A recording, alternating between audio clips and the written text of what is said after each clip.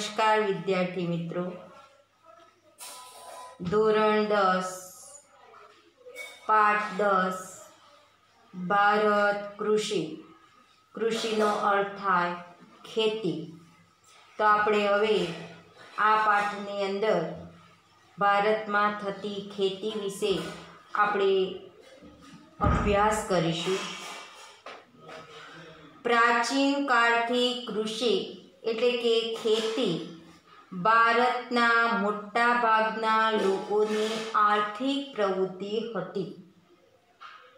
पहेलाना वखतथी एटले एनुं कहेवानो मतलब के प्राचीन समयथी खेती भारतना मोटा भागना लोकोनी आर्थिक प्रवृत्ति एटले के खेतीमांथी एमने नाणां पैसा एमने प्राप्त थता एटले एने कहेवामां आवे छे के आर्थिक प्रवृत्ति ए खेतीमांथी रही छे।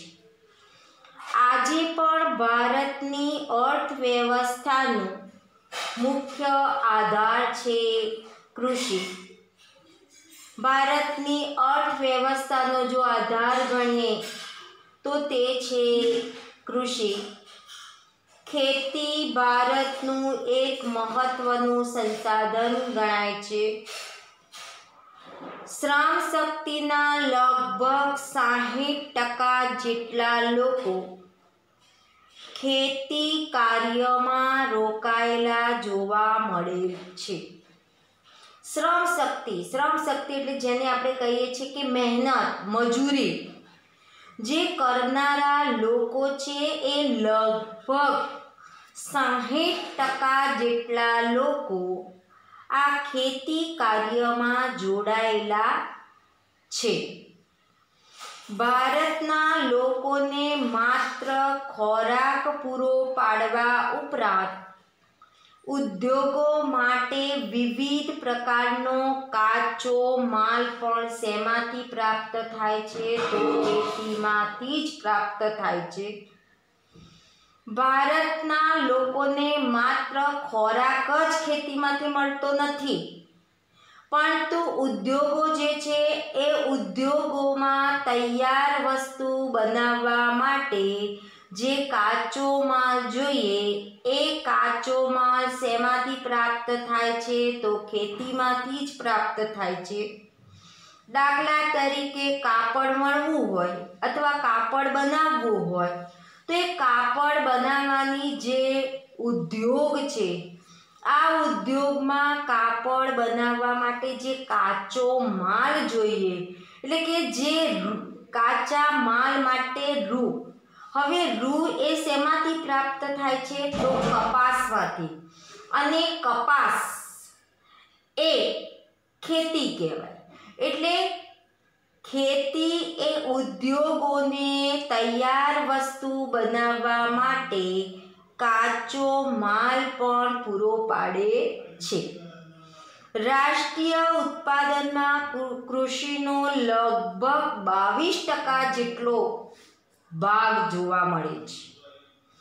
हवे निकास में पण जोईए तो निकासनी वातमां खेती ना पाको अने खेत पेदाशोनो लगभग 18% जेटलो हिस्सो एनी अंदर रहेलो छे।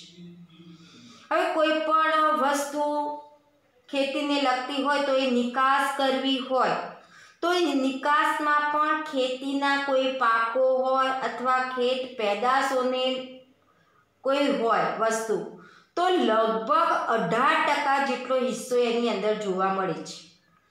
जेनाथी देशने दर वर्षे विदेशी हुंडियामण प्राप्त थाय छे। आ वस्तु विदेश में जाए एटले विदेशमांथी आ वस्तु ना बदलामां शुं मळतुं होय छे हुंडियामण एटले के नाणां प्राप्त दर वर्षे देशने थतुं होय छे। हवे भारतीय अर्थव्यवस्था में मुख्यत्वे खेती पर ज आधारित छे। आम भारत एक कृषि प्रधान देश छे। हवे फळद्रुप મેદાનો, બારેમાસ પાક લઈ શકે તેવી અનુકૂળ આબોહવા, સિંચાઈ, કુશળ અને મહેનતુ ખેડૂતો વગેરેને લીધે ભારતના મોટાભાગના વિસ્તારોમાં 2 કે તેથી વધુ પાકનું વાવેતર કરી શકાય છે. ભારતમાં વધુ પાક લેવા માટે અથવા વર્ષમાં 2 વખત પાક લેવા માટે એક તો પહેલું છે કે ફળદ્રુપ મેદાનો છે, કારણ કે આપણા દેશમાં નદીઓનું પ્રમાણ વધારે છે. નદીઓનું પ્રમાણ વધારે એટલે નદીઓ પોતાની સાથે કાપ ઘસડીને લાવે છે, અને કાપ ઘસડીને લાવે છે એટલે ત્યાં ફળદ્રુપ મેદાનો તૈયાર થાય છે. ત્યાર પછી 12 માસ પાક લઈ શકે તેવી અનુકૂળ આબોહવા છે. શિયાળામાં પાક તમે શિયાળાને લગતો લઈ શકો, ઉનાળાનો પાક ઉનાળામાં લઈ શકો અને ચોમાસાનો પાક ચોમાસામાં લઈ શકો. એટલે કે ત્રણેય ઋતુઓની અંદર તમે પાક લઈ શકો એવી અનુકૂળ આબોહવા છે. સિંચાઈની સગવડો પણ છે આપણા દેશમાં. કુશળ અને મહેનતુ ખેડૂતો ને લીધે ભારતના મોટા ભાગના વિસ્તારોમાં 2 કે તેથી વધુ પાકનું વાવેતર કરી શકે છે. હવે એમ છતાં ભારતમાં ખેતી ક્ષેત્રે પૂરતો વિકાસ થઈ શક્યો નથી. આટલી બધી સુવિધાઓ છે, આટલી બધી અનુકૂળતાઓ છે, છતાં પણ ભારત ખેતી ક્ષેત્રમાં પૂરતો વિકાસ કરી શકતો નથી. કેમ કરી શકતો નથી? તો એના પણ કેટલાક કારણો છે. તો એક તો પહેલું કે ભારતનો ખેડૂત એકંદરે ગરીબ અને નિરક્ષર છે. ભારતનો ખેડૂત એકંદરે ગરીબ, એ ખેતી કરવા માટે એની પાસે પૂરતા નાણાં હોતા નથી. એ ખેતીને લગતો એની પાસે પૂરતો અભ્યાસ અથવા જાણકારી હોતી નથી, એટલે કે નિરક્ષર છે. સિંચાઈની અપૂરતી સગવડો, ગરીબ હોવાને કારણે એ પોતે પોતાના પાકમાં એ પોતે સિંચાઈ કરી શકતો નથી.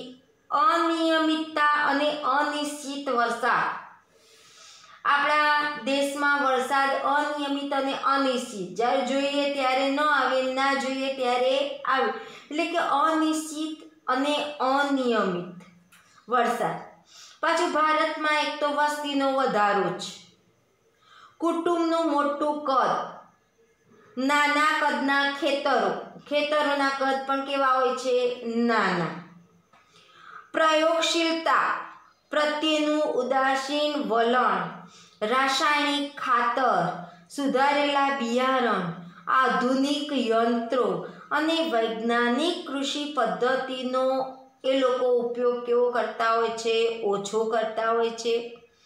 પાછું બીજું કે શિક્ષિત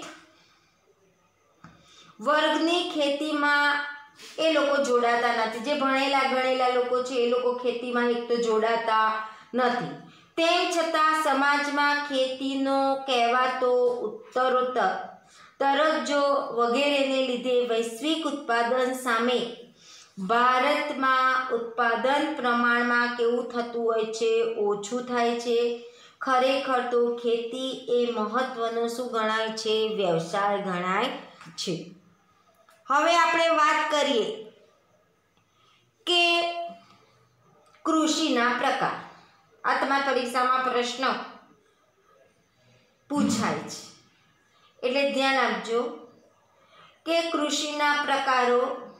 તમારા પ્રશ્ન પૂછાય કે કૃષિના પ્રકારો કેટલા છે, કયા કયા જણાવો. તો તમારે લખવાનું કૃષિના પ્રકાર 6 છે. 1 જીવન નિર્વાહ ખેતી, 2 સૂકી ખેતી, 3 આર્દ્ર ખેતી, 4 સ્થળાંતરીય અથવા એને ઝૂમ પદ્ધતિની ખેતી પણ કહેવામાં આવે છે, 5 બાગાયત ખેતી અને 6 સઘન ખેતી. આ 6 પ્રકાર છે અને 6 પ્રકારને તમારે શું કરવાના છે? સમજાવવાના છે. એટલે આ પ્રશ્ન પણ વારે ઘડીએ પૂછાય છે, એટલે ધ્યાન રાખજો. તો આપણે જોઈએ કૃષિના પ્રકાર. તો ભારતના લોકોની સામાજિક આર્થિક સ્થિતિ અને રાજકીય અને ભારતનું સમગ્ર અર્થતંત્ર ખેતી સાથે જોડાયેલું છે. હવે સિંચાઈ પદ્ધતિ, ખેત પેદાશો, આર્થિક વળતર જેવી બાબતોને આધારે ખેતીના પ્રકારો પાડવામાં આવેલા છે. હવે આપણે પહેલી ખેતી જોઈએ, જીવન નિર્વાહ ખેતી. જો આઝાદી પછી આયોજન પંચની અનેક ખેત વિકાસ યોજનાઓ અમલમાં લાવવા છતાં ભારતના ખેડૂતની આર્થિક સ્થિતિ આજે પણ કેવી જોવા મળે છે? નબળી.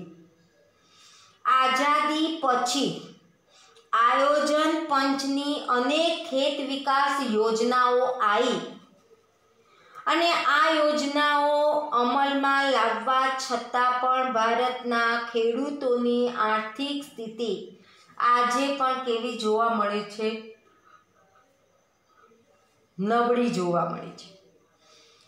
નાના કદના ખેડૂતોમાં મોંઘા બિયારણો,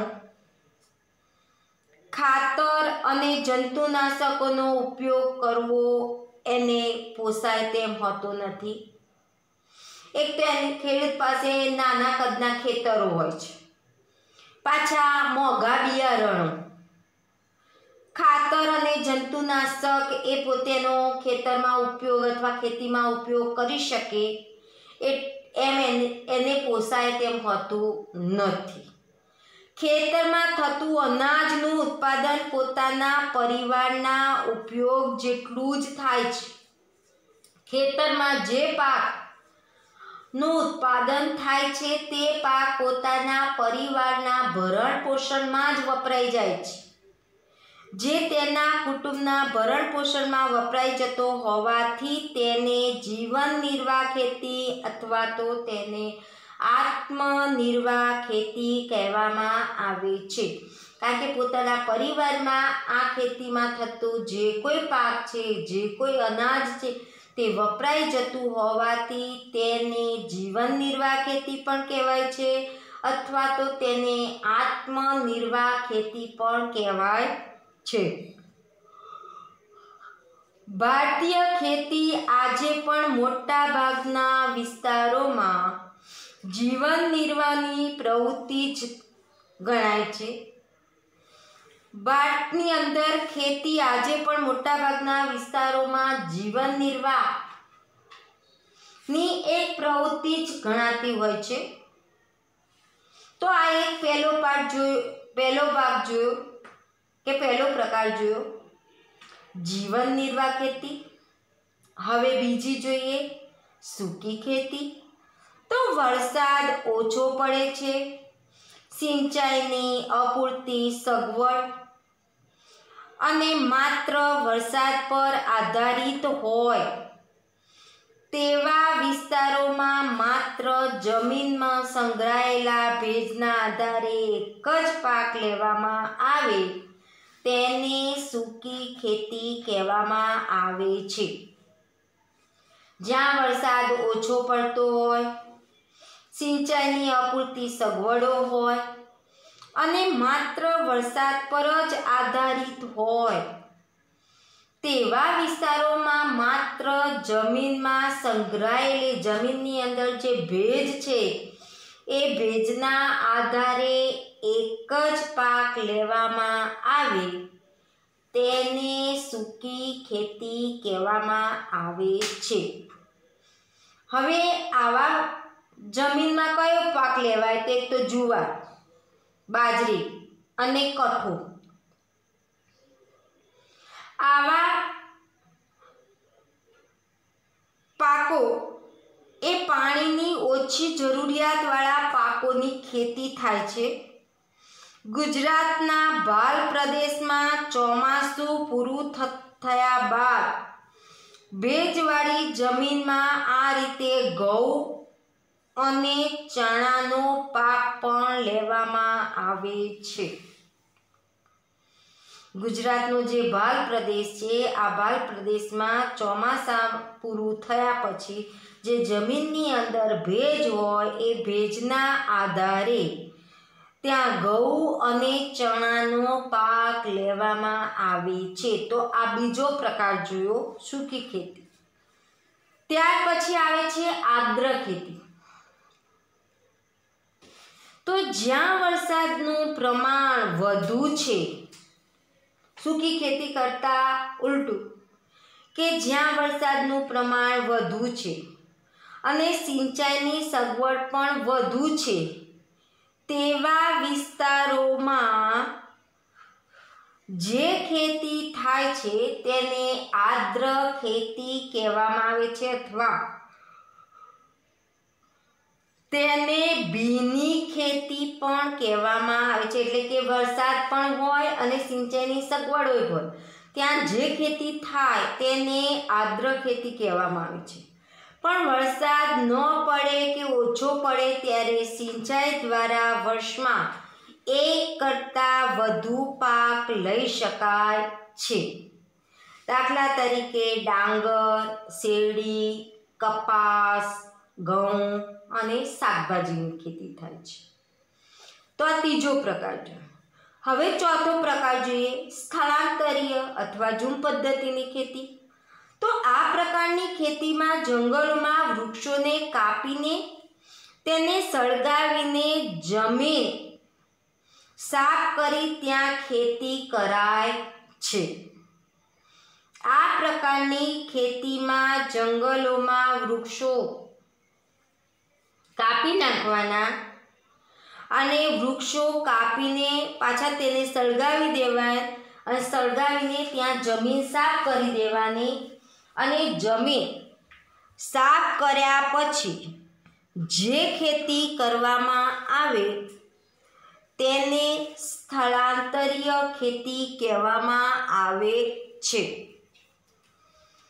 હવે ત્યાર પછી ઘણી વખતે અહીં 2-3 વર્ષ ખેતી કરાય છે. જમીનની ફળદ્રુપતા ઘટતા આ વિસ્તાર છોડી દઈને બીજી જગ્યાએ આ જ રીતે ખેતી શરૂ કરવામાં આવે છે, જેને ઝૂમ પદ્ધતિની ખેતી કહેવાય. દાખલા તરીકે અહીંયા ખેતીનો પાક લેવાઈ ગયો, 2-3 વર્ષ ખેતીનો પાક લેવાય પછી એ જમીન કંઈ કામમાં આવતી નથી, એટલે આ જમીન છોડી અને પાછી જ્યાં જમીનની કારણ કે અહીંયા જમીનની ફળદ્રુપતા ઘટતી જાય અને લોકો આ વિસ્તાર છોડી દઈને એ બીજી જગ્યાએ આ જ રીતે જે ખેતી કરવામાં આવે એને ઝૂમ પદ્ધતિની ખેતી પણ કહેવામાં આવે છે, અથવા તો તેને સ્થળાંતરની ખેતી પણ કહેવામાં આવે છે. આ ખેતીમાં ધાન્ય પાક કે શાકભાજી ઉગાડે છે. આ ખેતીમાં ઉત્પાદન ખૂબ કેવું હોય છે તો ઓછું હોય છે. હવે આવે છે બાગાયત ખેતી. તો બાગાયત ખેતી એક ખાસ પ્રકારની થતી ખેતી છે. એમાં રબર, ચા, કોફી, કોકો, નાળિયેર, સફરજન, કેરી, સંતરા, દ્રાક્ષ, આમળા, લીંબુ, ખારેક, જેને ખલેલા પણ કહેવાય છે. આ શબ્દ વારે ઘડીએ પૂછાય છે કે ખલેલા શબ્દ કોની માટે વપરાય છે? તો ખારેક માટે. યાદ રાખજો, આ વસ્તુ વારે ઘડીએ પૂછાય છે કે અથવા એમ પૂછાય છે કે ખારેક માટે કયો શબ્દ વાપરવામાં આવે છે? તો ખલેલા. વગેરે ફળોની ખૂબ જ માવજત સાથે ખેતી કરવામાં આવે છે. હવે આ પ્રકારની ખેતીમાં વધુ મૂડીનું રોકાણ કરવું પડે છે. એમાં કુશળતા પણ જોઈએ, હોશિયારી પણ જોઈએ, ટેકનિકી જ્ઞાન જોઈએ, યંત્રો સારા જોઈએ, સારા પ્રકારનું ખાતર વાપરવું જોઈએ, સિંચાઈની પૂરતી સગવડો હોવી જોઈએ, પરિવહન માલને લાવવા લઈ જવા માટે વાહનની સગવડ હોવી જોઈએ, સંગ્રહ અને પરિવહનની પર્યાપ્ત સુવિધાઓ પણ હોવી જોઈએ. તો આ વાત કરી આપણે બાગાયત ખેતીની. હવે આવે છે સઘન ખેતી. તો જ્યાં સિંચાઈની સુવિધા વધી છે ત્યાં રાસાયણિક ખાતરો, કીટનાશકો અને વિવિધ પ્રક્રિયામાં યંત્રોના વ્યાપક ઉપયોગથી ખેતીમાં યાંત્રિકીકરણ આવી ગયું છે. આજે તમે જુઓ કે જ્યાં સિંચાઈની સુવિધાઓ વધી છે ત્યાં રાસાયણિક ખાતરો અને કીટનાશકો અને વિવિધ પ્રક્રિયાના યંત્રોનો ઉપયોગ કરી અને ત્યાં ખેતી કરવામાં આવે છે. આ પ્રકારે થતી ખેતીને સઘન ખેતી કહેવામાં આવે છે. અને આ ખેતીમાં રોકડિયા પાકોનું વાવેતર કરવામાં આવે છે. રોકડિયા પાકો એટલે પાક થાય તરત બજારમાં વેચી દેવામાં આવે, ને વેચો એટલે તરત જ તમને નાણાં મળી જતા હોય તો તેને રોકડિયો પાક કહેવાય. અહીં હેક્ટર દીઠ ઉત્પાદનમાં ખૂબ જ વધારો થયેલો છે અને અહીં મોટાભાગે ખેતી હેઠળના વાવેતર વિસ્તારો સતત વધતો જાય છે. સઘન ખેતીના વાવેતરવાળા વિસ્તારોનું પ્રમાણ સતત વધતું જાય છે. આ ખેતીમાં આર્થિક વળતરને મહત્ત્વ અપાતું હોવાથી અહીં વેપારી લોકો જે આ ખેતી ઉપર વધુ ભારણ આપતા હોવાને કારણે અને વેપારી ખેતી પણ કહેવામાં આવે છે.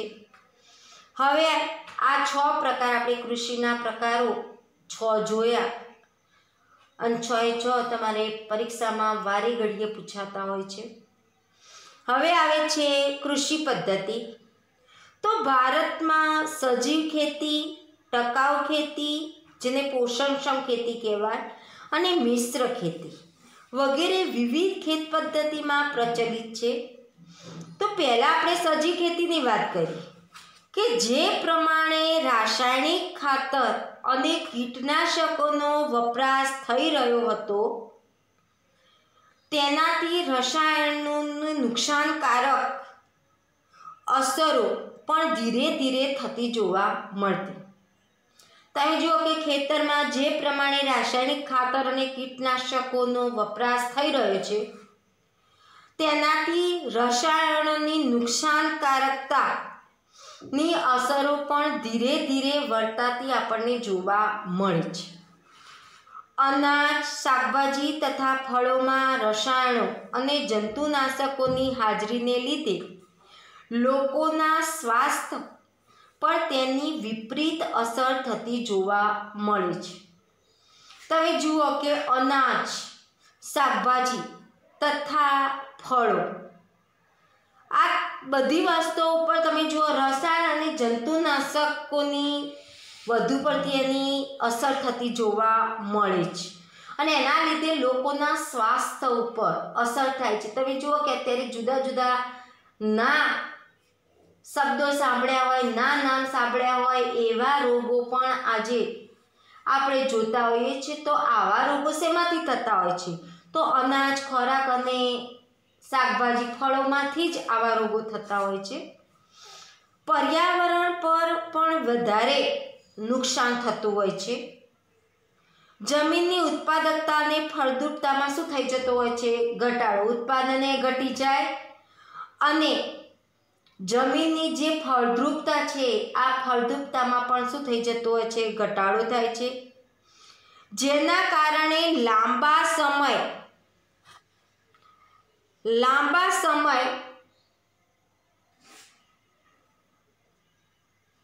પછી આ જમીનમાંથી પાકનું ઉત્પાદન અને ગુણવત્તા બંને શું થઈ જાય છે? ઘટી જાય. પાકે થતો નથી અને જમીનની અંદર જે એ પાક લેવાની જે ફળદ્રુપતા હોય એ ફળદ્રુપતામાં પણ શું થઈ જતો હોય છે? ઘટાડો થતો આપણને જોવા મળતો હોય છે.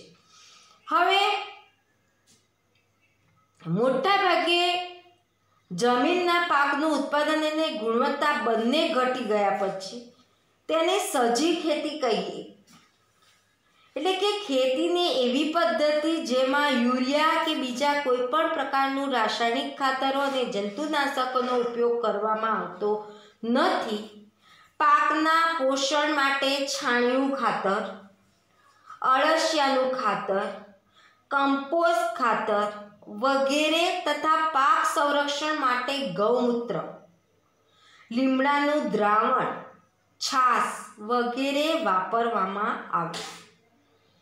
પાકના પોષણ માટે પેલા બધા ખાતરો નહીં, રાસાયણિક ખાતરો નહીં, પણ છાણિયું ખાતર વાપરવાનું, અળસિયાનું ખાતર વાપરવાનું, કમ્પોસ્ટ ખાતર વાપરવાનું અને પાક સંરક્ષણ માટે ગૌમૂત્ર, ગાયોનું મૂત્ર, લીમડાનું દ્રાવણ અને છાશ આનો ઉપયોગ કરવાનો.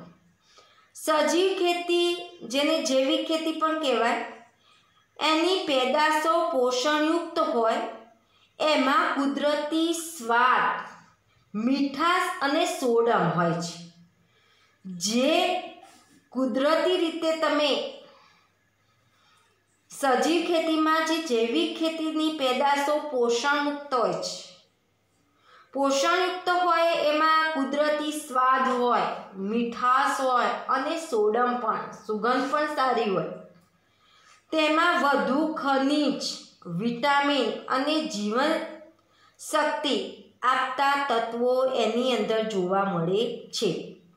હવે જૈવિક ખેત પેદાશોની અત્યારે ખૂબ જ માંગ છે, એટલે ખેડૂતને વળતર પણ કેવું જોઈએ, સારું મળે છે.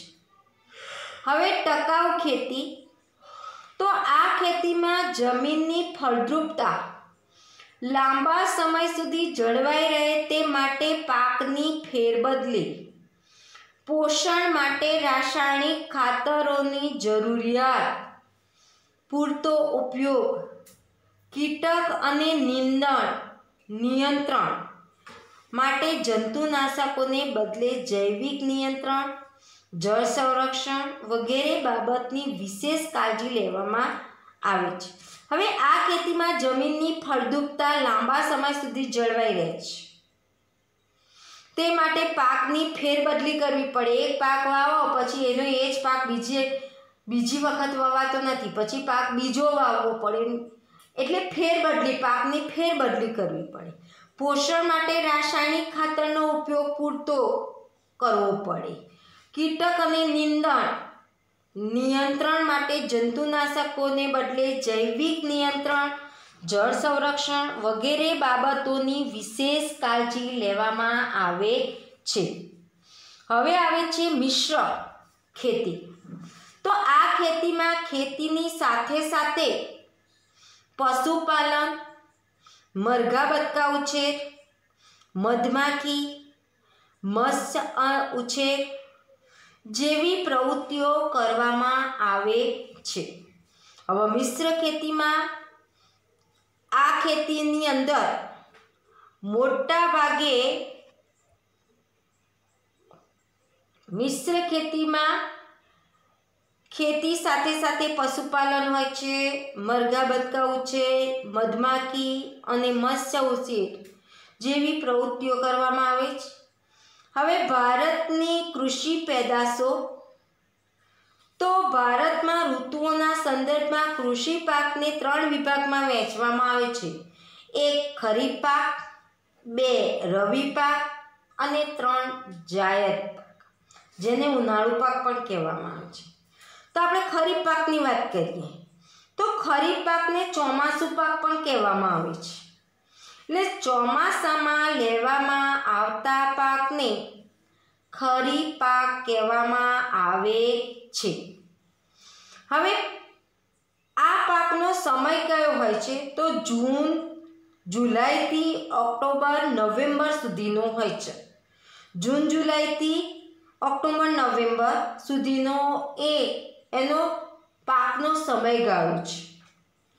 હવે આમાં કઈ ખેતી થાય છે? તો ડાંગર, મકાઈ, જુવાર, બાજરી, કપાસ,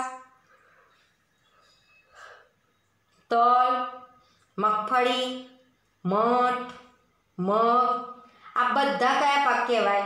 ખરીફ પાક કહેવાય. તો આમાંથી તમારે પ્રશ્ન પૂછાય છે કે મગ એ કયો પાક છે?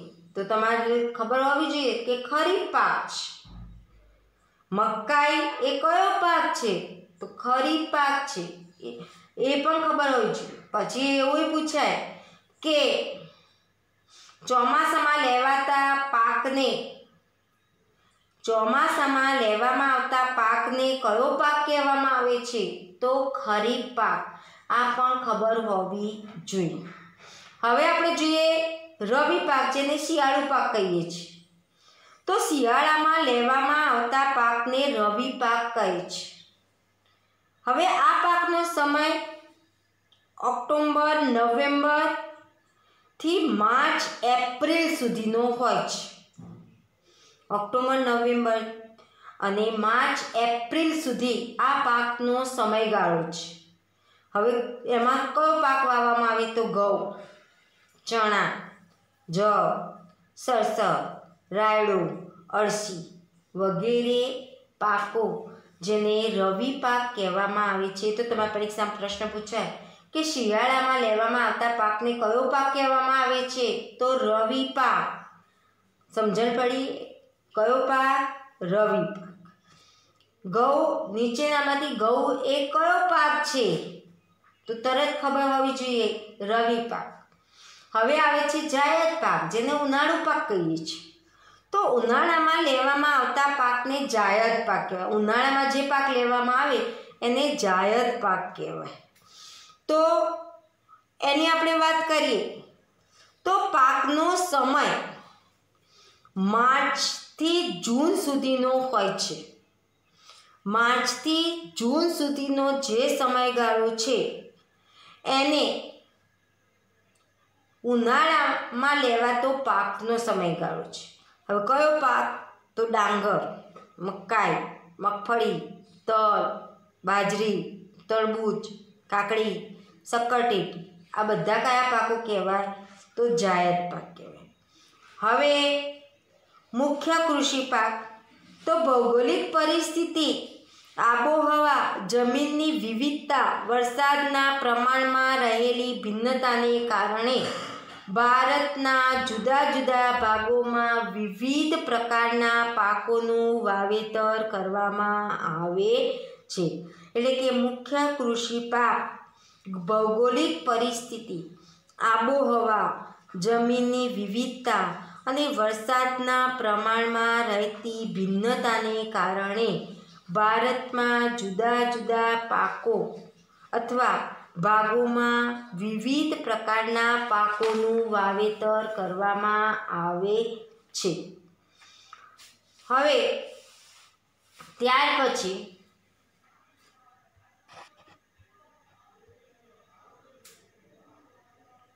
ધાન્ય પાક. તો ડાંગર, ઘઉં, જુવાર, બાજરી, મકાઈ, જવ આ ધાન્ય, જેને આપણે અનાજ કહીએ છીએ. તો આ અનાજવાળા પાકો કહેવાય. કઠોળ કોને કહેવાય? તુવેર, મગ, ચણા, વટાણા, વાલ, મઠ, અડદ, મસૂર આનો કઠોળ કહેવાય. તેલીબિયા કોને કહેવાય? કે જેમાંથી તેલ નીકળતું હોય એને તેલીબિયા પાક કહેવાય. તો મગફળી, તલ, સોયાબીન, એરંડા, સરસવ, સૂર્યમુખી, નાળિયેર, અળસી. પીણા, ચા, કોફી, કોકો. રોકડિયા પાક, એટલે રોકડિયા પાક થાય તરત બજારમાં વેચવા પડતા હોય એને રોકડિયા પાક. તો કપાસ, શેરડી, શણ, તમાકુ, રબર. ત્યાર પછી ઔષધીય મસાલા પાક. જીરું, વરિયાળી, ઈસબગુલ, ધાણા, મેથી, અજમો, કાળા મરી, લસણ. ફળની વાત કરીએ કેરી, કેળા, ચીકુ, પપૈયા, દ્રાક્ષ, બોર, સફરજન, જામફળ. શાકભાજીની વાત કરીએ બટાકા, રીંગણ, ડુંગળી, ટામેટાં, દૂધી, તુરિયા, ભીંડા, કોબીજ, ફ્લાવર વગેરે વિવિધ ભાજી. આ જે છે એને શાકભાજી કહેવાય. આ બધું એ ભારતની મુખ્ય કૃષિ પેદાશો વિશે આપણે વાત કરી.